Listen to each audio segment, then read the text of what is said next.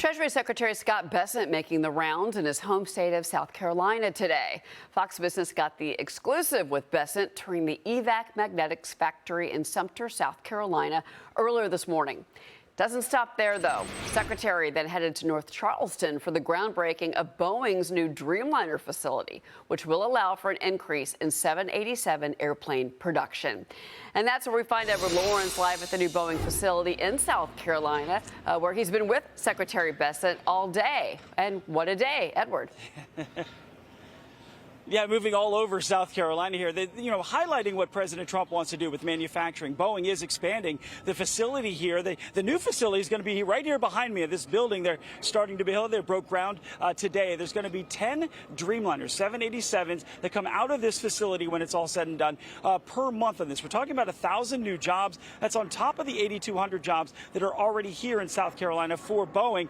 Treasury Secretary Scott Bessent making his second stop here today. Now, new Boeing orders have followed President Trump wherever he makes trade agreements. The latest last night from his C5+1 meeting where 3 Central Asian airlines agreed to Boeing orders of 37 planes. Many of them will be made right here, possibly here at this plant when it's finished.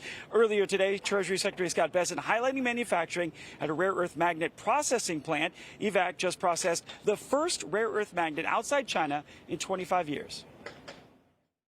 It's hard to negotiate because we are dependent fully on China at the moment.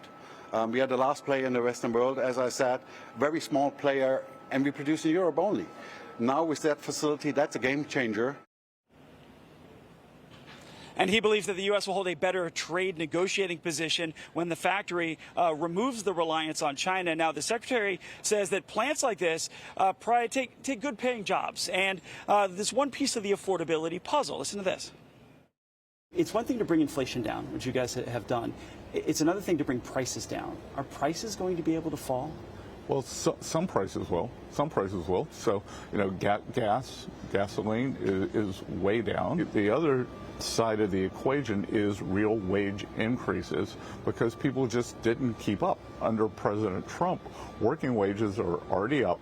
In his first term, the hourly workers did better than supervisory workers. The bottom 50% of households had net worth increases in excess of the top 10%.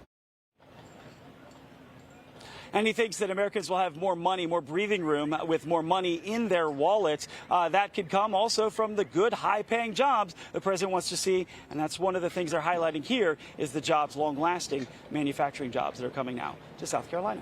Back to you, Cheryl. And getting those new Boeing aircraft out the door, that is such a big piece of the Boeing story, as you know. Edward Lawrence, great interview. Thank you so much. Appreciate it. Sure.